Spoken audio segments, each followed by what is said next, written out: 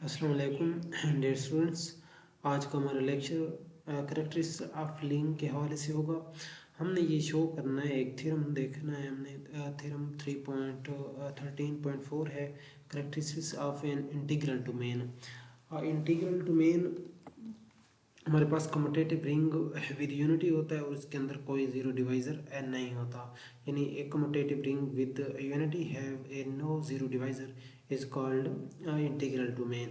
तो हमने ये बताना है कि हमारे पास जो इंटीग्रल डोमेन की जो करेक्टरिस्टिक्स होती है वो या तो ज़ीरो होती है या हमारे पास क्या होती है, प्राइम होती है। हमने इस चीज़ को शो करना है, तो हम ये कैसे करेंगे। अब हम इस में प्रूफ जो है वो कॉन्ट्रडिक्शन मेथड के तहत हम इसे प्रूव करेंगे। यानी हम कॉन्ट्रडिक्शन लगाएंगे और इससे हमारा जो है वो थ्योरम प्रूफ हो जाएगा। उसमें हमने सबसे पहले ये देखना है कि इंटीग्रल डोमेन की करेक्टरिस्टिक्स या तो ज़ीरो आएगी या प्राइम आएगी। अब हम लेट सपोज हम कहते हैं कि करेक्टरिस्टिक्स ज़ीरो नहीं है। अगर ज़ीरो नहीं है तो ज़ाहिर बात है फिर वो प्राइम होगी, क्योंकि उन्होंने कहा है कि ज़ीरो होगी या जो है प्राइम होगी।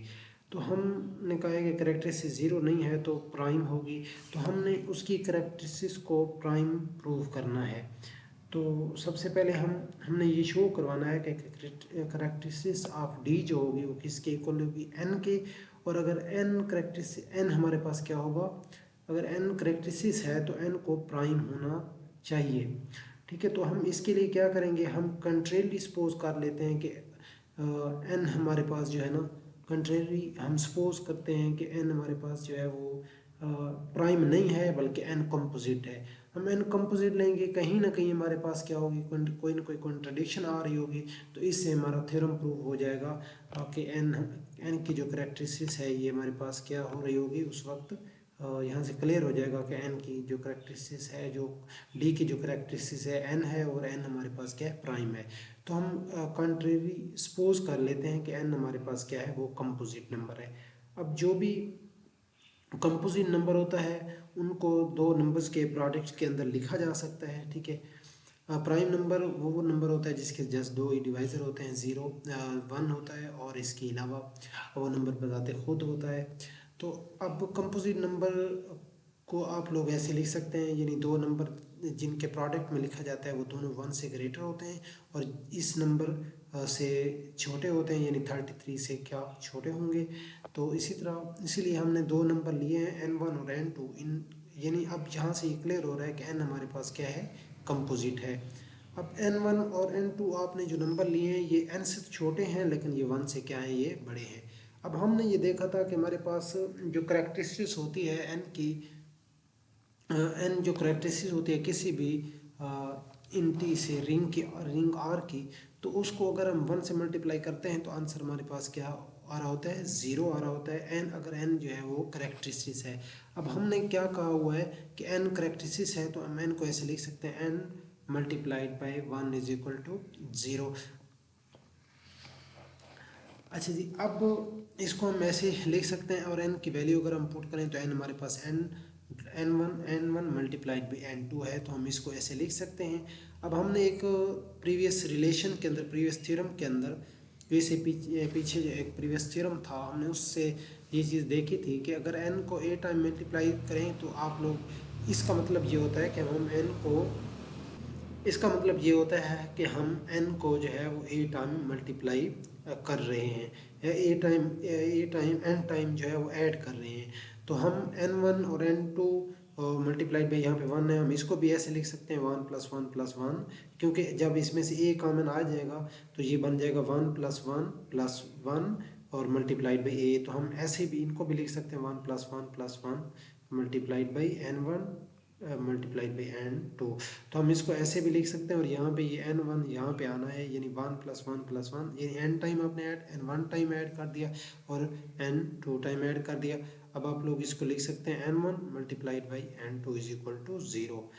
अब देखें दो नंबर हैं, इनका प्रोडक्ट ज़ीरो है, तो इसका मतलब ये है कि हमारे पास जो कि डी हमारे पास इंटीग्रल डोमेन है, तो उसमें अगर दो नंबर मल्टीप्लाई हो रहे होंगे तो उसमें क्या होगा, या तो फर्स्ट ज़ीरो होगा या फिर क्या हो जाएगा, हमारे पास सेकंड ज़ीरो है।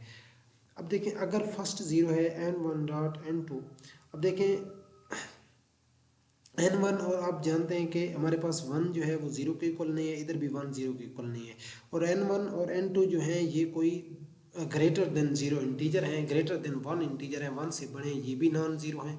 अब दो नॉन ज़ीरो एलिमेंट को मल्टीप्लाई करने से आंसर हमारे पास क्या आ रहा है, 0 आ रहा है। ठीक है, तो अब देखें इस केस में क्योंकि वो इंटीग्रल डोमेन की डेफिनेशन के अकॉर्डिंग, क्योंकि डी हमारे पास इंटीग्रल डोमेन है, ठीक है, तो अब हमारे पास क्या होगा कि n1 और n2 जो दो इंटीजर हमने लिए हैं, अब या तो ये n1 इसका मतलब है कि n1 मल्टीप्लाइड बाई 1 जो है ये 0 के है इक्वल टू 0 है, तो इसका मतलब जो है डी की करेक्टरिस्टिक्स है ना वो किसके इक्वल है, वो n1 के इक्वल है। अगर n2 डॉट, ठीक है ना, n2 multiplied by 1 is equal to 0, तो इसका मतलब है फिर डी की जो करेक्टरिस्टिक्स है वो किसके इक्वल है, जो n2 जो है वो डी की करेक्टरिस्टिक्स है। अब हमने पीछे जो है वो लेट किया था, हमने यहाँ पे लेट किया था कि हमारे पास क्या था कि ये जो n होता है ये n हमेशा लीस्ट पॉजिटिव इंटीजर होता है, लीस्ट पॉजिटिव इंटीजर होता है, इसके अलावा करेक्टरिस्टिक्स में कोई और लीस्ट नहीं आ सकता, और ठीक है ना, लीस्ट एलिमेंट नहीं आ सकता, यही लीस्ट एलिमेंट होता है, इसके अलावा कोई और करेक्टरिस्टिक्स नहीं हो सकती उसकी, उस रिंग की। अब डी की करेक्टरिस्टिक्स देखें तो n1 भी इसकी करेक्टरिस्टिक्स आ रही है, n2 भी करेक्टरिस्टिक्स आ रही है, लेकिन हाँ जो करेक्टरिस्टिक्स होती है वो आप लोगों के पास लीस्ट पॉजिटिव इंटीजर होता है, यूनिक होता है। तो यहाँ पे आप लोग देखें तो n1 और n2 दो जो है वो करेक्टरिस्टिक्स आ रही हैं, तो इसका मतलब है यहाँ पे हमारे पास क्या आ गई है, कंट्राडिक्शन आ गई है। तो इसका मतलब है कि n फिर कंपोजिट नहीं हो सकता, क्योंकि n दो नंबर n1 और n2 की मल्टीप्लिकेशन, n1 भी करेक्टरिस्टिक्स नहीं है, n2 भी करेक्ट नहीं है, तो इसका मतलब है कि n आप लोगों के पास क्या होगा, लीस्ट पॉजिटिव इंटीजर होगा, और n ही इसकी करेक्टरिस्टिक्स होगी, और n फिर हमने जो लेट किया हुआ है कि कंपोजिट है, तो यहाँ कंट्रडिक्शन में बता रही है कि n कंपोजिट नहीं है, n यहाँ पे क्या है हमारे पास, प्राइम है। तो यहाँ से क्लियर हो गया कि n हमारे पास क्या है, प्राइम, जो कंट्रडिक्शन आ गई है इस वजह से n हमारे पास प्राइम होगा, और n क्या होगी, करेक्टरिस्टिक्स होगी डी की। इसके बाद नेक्स्ट हमारे पास थ्योरम है, every field is an integral domain, यानी हर फील्ड जो होगी, यानी हर सेट जो कि फील्ड होगा वो इंटीग्रल डोमेन मस्ट होगा। अब फील्ड में हमने क्या देखा था, अब हमने फील्ड में क्या देखा, फील्ड क्या होता है, कोई भी सेट फील्ड कब बनता है, अगर वो कम्यूटेटिव रिंग विद यूनिटी हो, कम्यूटेटिव रिंग हो और साथ में उसमें यूनिटी भी हो, कम्यूटेटिव रिंग विद यूनिटी भी हो, और उसमें साथ मल्टीप्लिकेटिव इन्वर्स भी आ रहा हो, और इसके बाद लेफ़्ट और राइट डिस्ट्रीब्यूट लॉ भी होगा, ठीक है, तो तब वो हमारे पास सेट जो होगा एफ वो फील्ड बन जाएगा। अब इसके बाद अगर हम इंटीग्रल डोमेन को देखें तो इंटीग्रल डोमेन क्या होता है हमारे पास, ये भी कम्यूटेटिव रिंग विद यूनिटी होता है, लेकिन इसमें एक condition left and right distribute law भी होता है, लेकिन डिस्ट्रीब्यूटेड लॉ भी होता है, लेकिन इसमें जो एक एक्स्ट्रा कंडीशन आ रही होती है वो कौन सी होती है, has no zero divisor, has no zero divisor, mean इसके अंदर कोई ज़ीरो डिवाइज़र नहीं होता। ज़ीरो डिवाइज़र से क्या मुराद है कि ज़ीरो डिवाइज़र अगर दो नॉन ज़ीरो एलिमेंट को आपस में मल्टीप्लाई करने से आंसर ज़ीरो आ रहा है, तो इसका मतलब ए और बी जो है वो ज़ीरो डिवाइज़र होंगे, ठीक है। अब यानी कोई भी कम्यूटेटिव रिंग्स जो है अगर उसके नॉन ज़ीरो एलिमेंट को मल्टीप्लाई करने से आंसर ज़ीरो आ रहा है, तो इसका मतलब है कि वो ज़ीरो डिवाइज़र होगा, ठीक है, वो रिंग हमारे पास क्या है, ज़ीरो डिवाइज़र रखता है। अब वो कह रहा है कि हमारे पास जो इंटीग्रल डोमेन है ये कम्यूटेटिव रिंग होता है विद यूनिटी होता है, और इसमें क्या होता है, कोई zero, have no zero divisor. इसका मतलब है इसके दो नॉन ज़ीरो एलिमेंट को इसके दो एलिमेंट को मल्टीप्लाई करने से आंसर तभी ज़ीरो आएगा, या तो इसमें ए ज़ीरो होगा या फिर इसमें क्या होगा, बी ज़ीरो होगा। अब देखिए, अब हमने फील्ड को इंटीग्रल डोमेन प्रूव कराना है, तो अब फील्ड के अंदर सारी कंडीशन है जो नीचे इंटीग्रल डोमेन की दी हुई है, लेकिन ये वाली कंडीशन फील्ड के अंदर यहाँ पे नहीं है। तो अगर हम फील्ड के अंदर यही कंडीशन नॉन ज़ीरो डिवाइज़र वाली प्रूव करा देते हैं, तो यहाँ से हमारे पास ये चीज़ क्लियर हो जाएगी कि जो फील्ड एफ हमने ली हुई है ये क्या है, ये हमारे पास फील्ड जो है ये इंटीग्रल डोमेन बन जाएगा। यानी हमने फील्ड को इंटीग्रल डोमेन बनाना है तो हमने क्या बताना है, जस्ट यही शो करवाना है कि दो एलिमेंट को मल्टीप्लाई करने से आंसर तभी ज़ीरो आएगा, या तो इसमें ए ज़ीरो होगा या फिर इसमें क्या होगा, बी ज़ीरो होगा।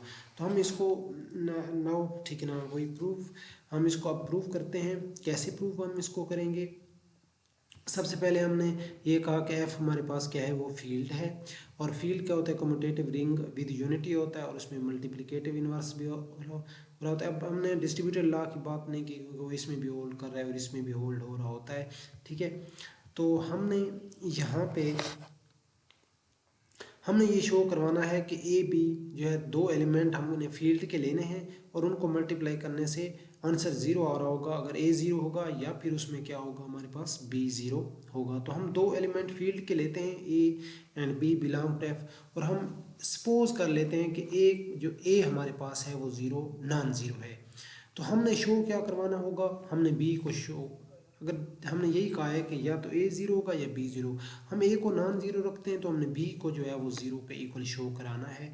तो ए, अब देखें ए किसका एलिमेंट है, फील्ड का एलिमेंट है। और फील्ड में अब अभी हमने फील्ड में बताया कि फील्ड में मल्टीप्लिकेटिव इन्वर्स एग्जिस्ट करता है।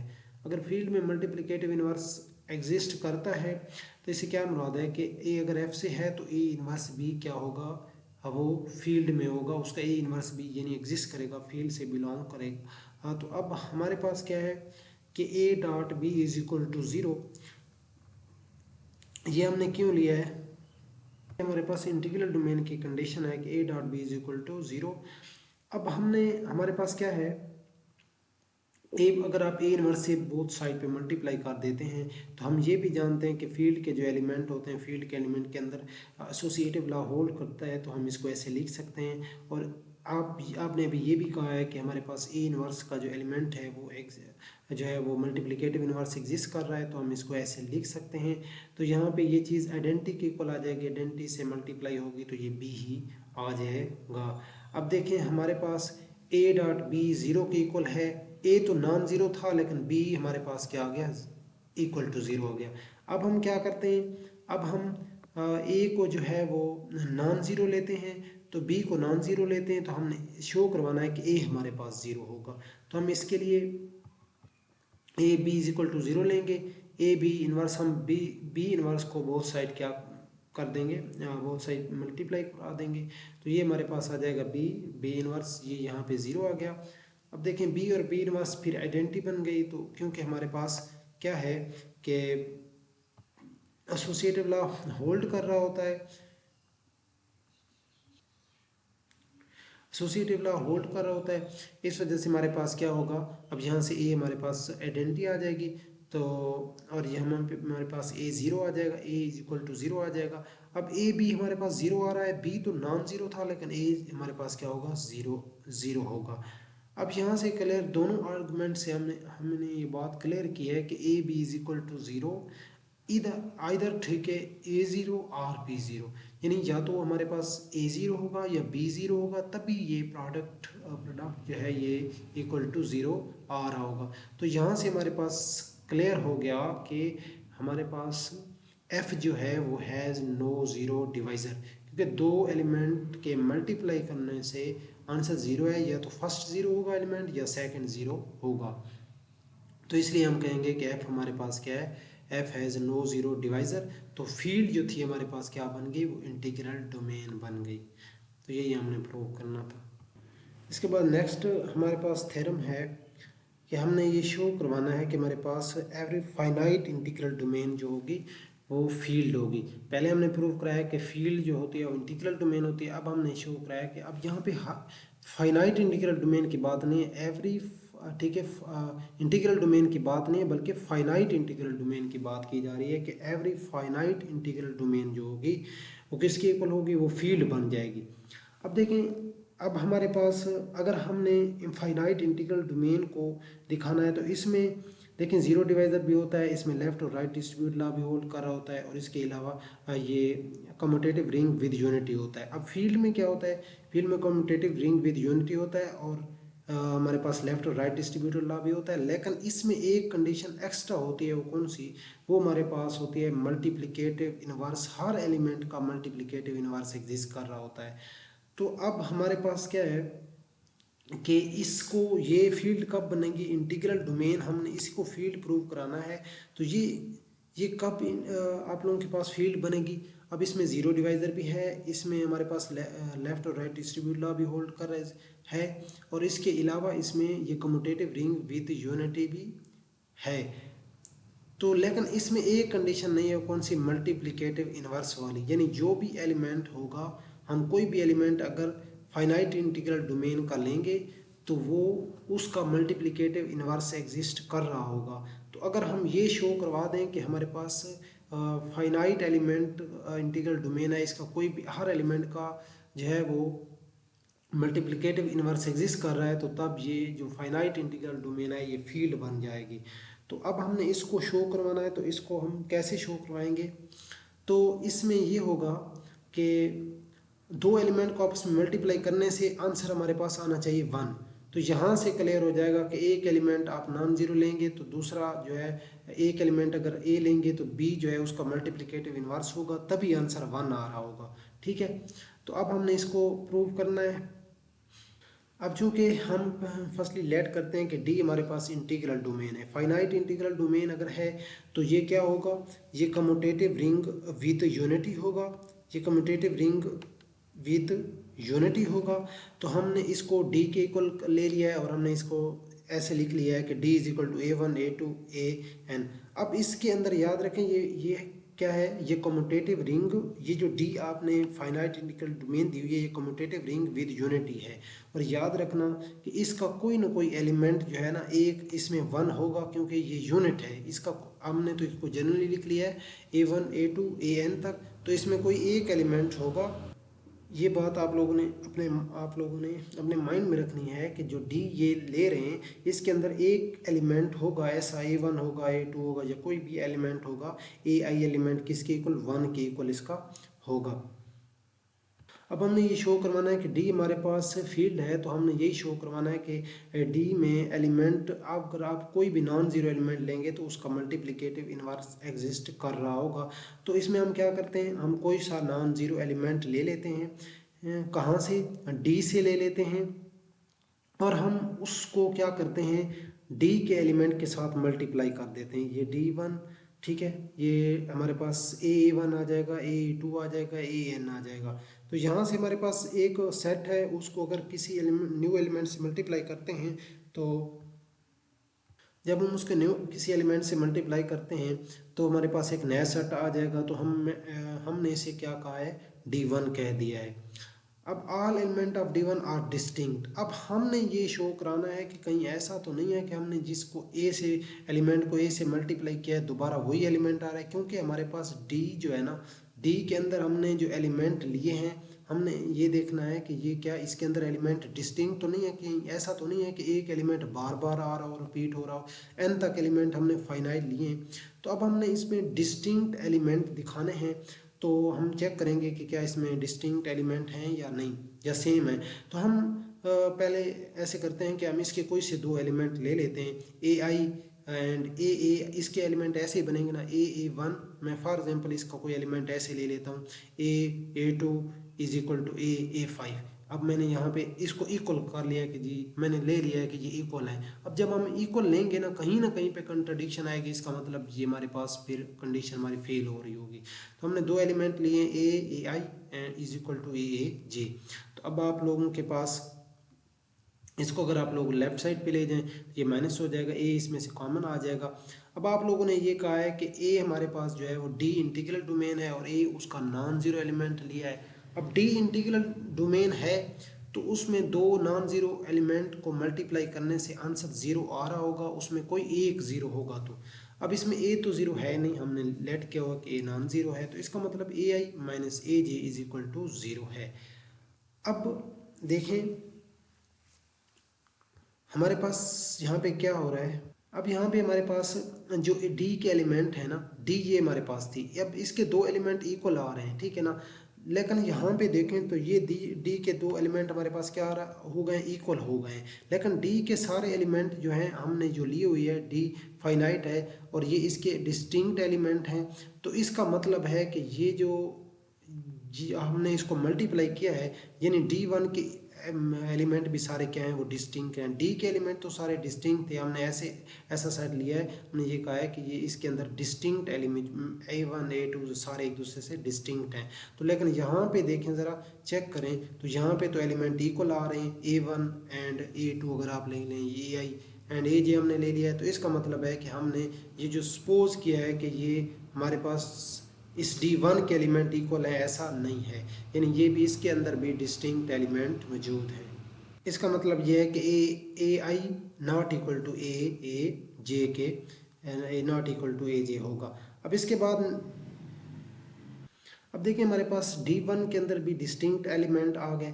अब D1 के एलिमेंट बेसिकली किसके एलिमेंट हैं, वो डी के एलिमेंट हैं। अब देखें डी, अब आप सोचेंगे कि ये एलिमेंट कैसे हैं।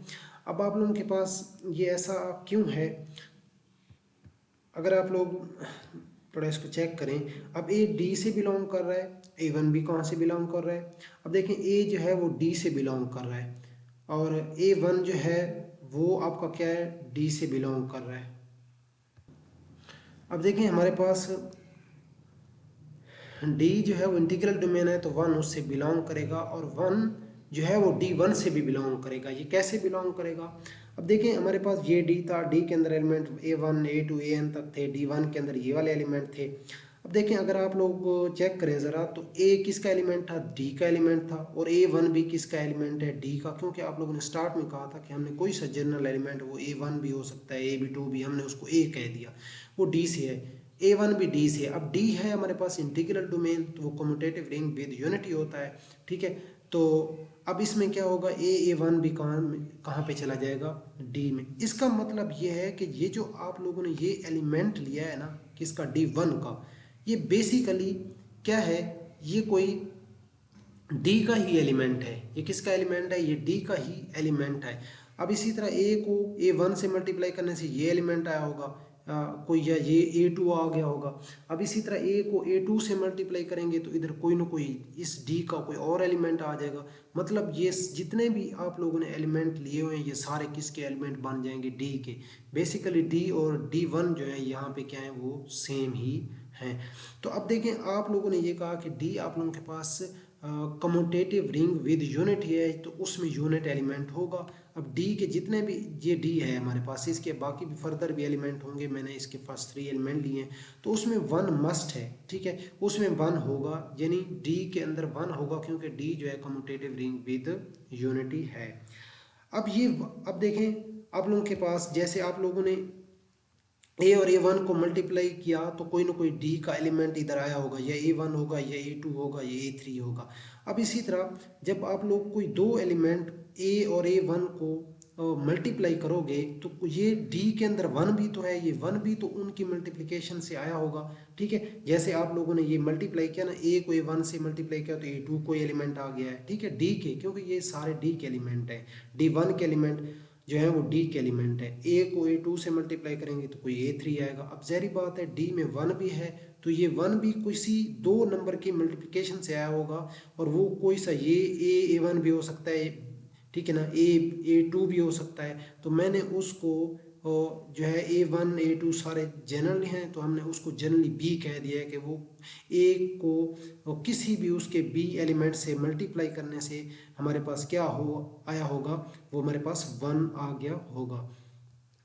तो अब देखें अगर ए को बी के, ठीक है ना, ए को यानी बी से मल्टीप्लाई किया होगा तो डी का एलिमेंट 1 आया होगा। अब इसी तरह आप लोग ये भी जानते हैं कि डी हमारे पास कम्यूटेटिव है, तो डी अगर कम्यूटेटिव है तो ए बी जो है उसमें बी ए के इक्वल हो जाएगा। तो ये किसके इक्वल हो जाएगा, यानी A B is equal to B A is equal to I 1 है, यानी मल्टीप्लिकेटिव आइडेंटिटी है। अब ये क्या चीज़ शो कर रही है कि ये शो हो रहा है यहाँ से कि हमारे पास जो ए एलिमेंट आपने लिया है, बी बेसिकली उसका मल्टीप्लिकेटिव इन्वर्स है, यानी ए का जो मल्टीप्लिकेटिव इन्वर्स है वो बी है, या बी का जो मल्टीप्लिकेटिव इन्वर्स होगा वो ए होगा। तो इसका मतलब है कि ए का मल्टीप्लिकेटिव इन्वर्स एग्जिस्ट कर रहा है। अब अगर ए का मल्टीप्लिकेटिव इन्वर्स एग्जिस्ट कर रहा है तो हमने अब इंटीग्रल डोमेन के अंदर मल्टीप्लिकेटिव इन्वर्स वाली कंडीशन भी आ गई है, तो ये यहाँ से क्लियर हो गया कि हमारे पास डी जो है, ये जो सेट डी है ये फील्ड बन गया।